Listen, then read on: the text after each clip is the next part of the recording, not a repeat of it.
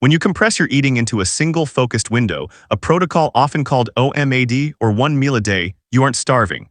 You are flipping a switch that most modern humans have never touched. Imagine a warehouse where delivery trucks never stop arriving.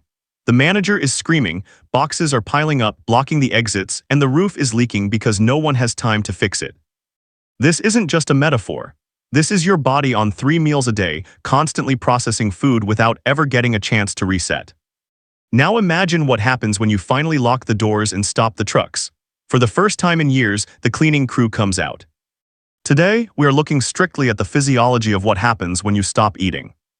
We're going to walk through the 23-hour timeline hour by hour, so you can understand exactly why waiting for that one meal might be the single most powerful decision you make for your health. Let's start the clock, first hours 0 to 4. The clock starts the moment you put down your fork from your last meal. For the first 4 hours, you are physically full. Your system is flooded with energy. Your stomach is churning, breaking down proteins into amino acids and turning carbohydrates into glucose. This enters your bloodstream and your pancreas responds by releasing insulin. Insulin is the key player here. You need to think of insulin as a one-way valve. When insulin is high, energy flows into your cells. It is impossible for energy to flow out. As long as insulin is circulating in your blood, your fat cells are locked vaults. You cannot burn body fat in this phase. It is biologically impossible. During these first 4 hours, your body is prioritizing immediate energy. It uses what is in the blood. If there is excess, and in a modern diet there is almost always excess, insulin takes that extra sugar and packs it into the liver and muscles as something called glycogen. Think of glycogen as your wallet. It's easy cash, accessible but limited. You feel fine here. This is normal, but nothing special has happened yet. Your body is simply doing what it's designed to do after eating, storing energy for later use. Hours 4 to 12. Now we move into the zone where most people give up. Around hour 6 or 8, your blood sugar begins to normalize. The massive influx of energy from your meal is gone. The warehouse is quiet. The insulin, that busy manager, starts to clock out. This is where your brain sends a signal. Hey, the easy cash in the wallet is running low. This is ghrelin, the hunger hormone. It spikes. You feel that rumble in your stomach. You might feel a little irritable, maybe even anxious about not eating. This is the moment most people mistake for starvation. They think, oh no, I'm shaky, I need to eat right now. But you aren't starving. You are just addicted to the easy fuel, the constant stream of glucose that modern eating habits have trained your body to expect.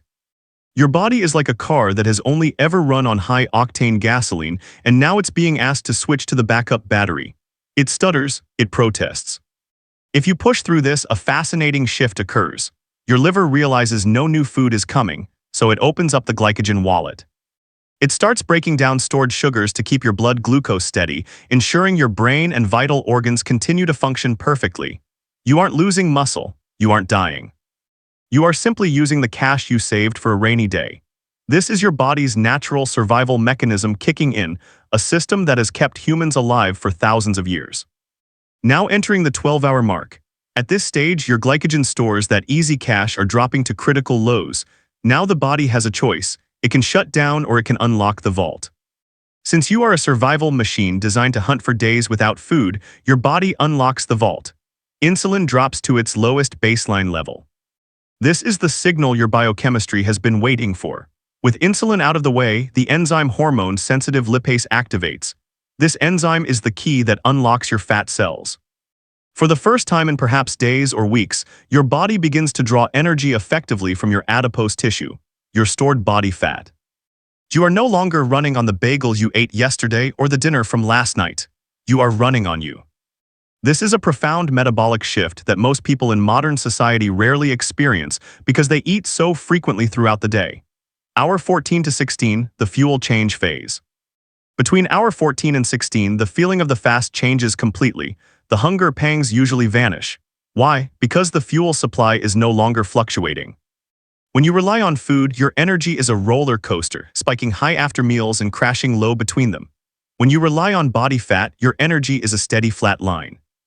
You have tens of thousands of calories of fat stored on your body right now. Even if you are thin, that is a battery that can run for weeks.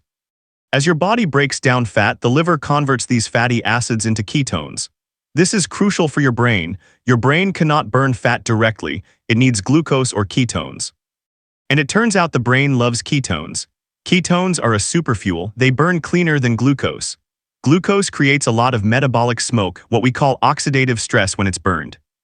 Ketones burn clean, they produce more energy per molecule with less waste. This is why around hour 16 people report the lift. The brain fog evaporates, your focus sharpens. You don't feel lethargic, you feel electric, mentally clear and sharp.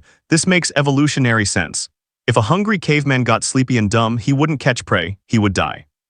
Hunger makes us sharper, it turns us into hunters more alert and focused than ever. Hour 16 to 18, now we arrive at the most important part of the cycle. This is the reason many researchers are obsessed with this timeline. Autophagy. Remember that warehouse we talked about, the one that was too busy to ever get cleaned? At hour 18, the warehouse has been empty for a long time. The manager looks around and realizes he has a problem. He needs proteins to keep the machine running, but no new delivery trucks are coming in. So he orders the staff to start scavenging.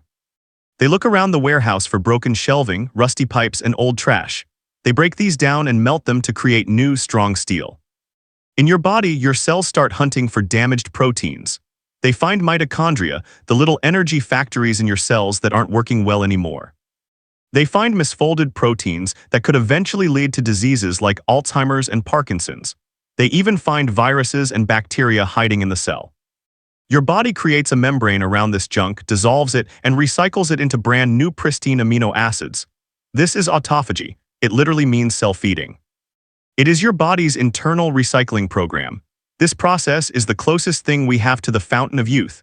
It is deep cellular repair happening at the most fundamental level.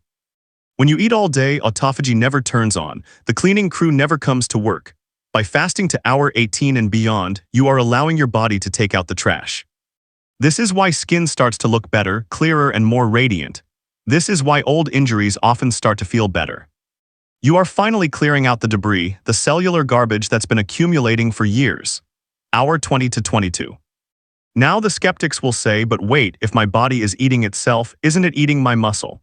This is the most common myth, and it is physiologically backwards. At hour 20, as you get deep into the fast, your body releases a counter-regulatory hormone to protect you. This is human growth hormone, HGH.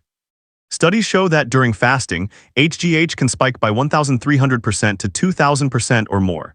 HGH is a muscle-sparing hormone. It acts like a force field around your lean muscle tissue. It tells the body, burn the fat but do not touch the muscle. We need the muscle to go hunt. Your body is incredibly smart. It is not going to burn your furniture, your muscles, to heat the house when you have a shed full of firewood, your body fat right outside. It burns the fat first. This unique combination, high HGH and low insulin, is a state you rarely find in nature outside of fasting. It creates an environment where you preserve muscle while stripping off fat rapidly. This is why athletes and bodybuilders are increasingly using intermittent fasting protocols to lean down without losing their hard-earned muscle mass. Hour 23. You are now approaching your eating window, your body is primed, your insulin sensitivity is through the roof. Think of your cells like a dry sponge. A wet sponge can't soak up any more water. That's a cell that has been fed all day. But a dry sponge, a fasted cell, is ready to absorb nutrients efficiently. Your digestive system has had a 23-hour rest. The inflammation in your gut lining has had time to settle. The bad bacteria in your gut, which thrive on constant sugar, have been starved back, while the resilient good bacteria remain. You are running on pure fat, your brain is lit up on ketones, your cells have recycled their waste, your growth hormone is peaking, you are not weak, you are optimized. Now the clock hits hour 23. It is time to eat. This is where many people fail, because your body is so absorbent right now, what you put in matters twice as much. You cannot treat this meal like a reward for suffering. You have to treat it like building material for your body. If you break a 23-hour fast with a pizza and soda, you are flooding a sensitive system with garbage. You will crash hard. The massive sugar spike will cause an exaggerated insulin response, and you will end up feeling tired and bloated, defeating the entire purpose of your fast. You need to continue the logic of the fast. Step 1 is the foundation. Start with protein, high-quality protein. Steak, eggs, salmon, chicken. Your body is desperate for amino acids to rebuild the structures it broke down during autophagy. This is where the muscle repair happens. Step 2 is the energy. Add healthy fats, avocados, olive oil, butter, nuts. Since your body is already in fat-burning mode, eating fat keeps that metabolic machinery running smoothly. It keeps your insulin response moderate and prevents the energy crash. Step 3 is the micronutrients. You need volume. Since you are only eating once, you can't get your potassium and magnesium from small snacks throughout the day. You need a large volume of vegetables, leafy greens, cruciferous vegetables like broccoli and cauliflower, fermented foods like sauerkraut. These provide the minerals that prevent cramps and fatigue. When you eat this way, nutrient-dense and high satiety, you will find something surprising. You get full fast. Your hormones, leptin, which tells you you're full, and ghrelin, which tells you you're hungry, are finally communicating properly. You stop when you are nourished, not just when you are stuffed and uncomfortable. The adaptation period. Now I want to be real with you. If you jump from 6 meals a day straight to 1 meal a day tomorrow, you are going to feel terrible. Your body needs to build the metabolic machinery to burn fat efficiently. It takes time to manufacture the enzymes. It takes time for the liver to get efficient at making ketones. This is called metabolic flexibility. For the first week, you might feel headaches. You might feel weak or dizzy. This isn't because the diet is bad. It's because your body is going through withdrawal from constant carbohydrates and glucose. You are dumping electrolytes. The fix is simple: salt. When insulin drops, your kidneys release water and sodium rapidly. You need to replace it. A little pinch of sea salt in your water during the fasting window can stop the headaches instantly. Don't rush it. Push your breakfast back by 2 hours, then 4, then skip it entirely, then push lunch back. Ease your body into the water. Don't just dive into the deep end. And remember, fasting is a stressor on the body. For people who are already high stress, have poor sleep, or thyroid issues, fasting for 23 hours can spike cortisol, which can actually work against you. So avoid this protocol if you are already stressed. This protocol is for healthy adults. Do not attempt this if you are pregnant, nursing, have a history of eating disorders, or are taking medication for diabetes or blood pressure without consulting a doctor first. Your safety comes first. We live in a food environment hostile to our biology, designed to make us fear hunger. Food companies and restaurants profit from keeping you constantly eating. But hunger isn't an emergency, it's a signal you can control.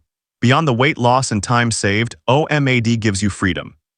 You stop being a slave to your blood sugar and return to the ancestral rhythm. Hunt, feast, rest. You aren't starving, you are thriving. You are finally letting your body heal itself the way nature intended. If you try this, let me know below. Did you hit the wall at hour 12 or feel the energy at 16? I'll see you in the next one.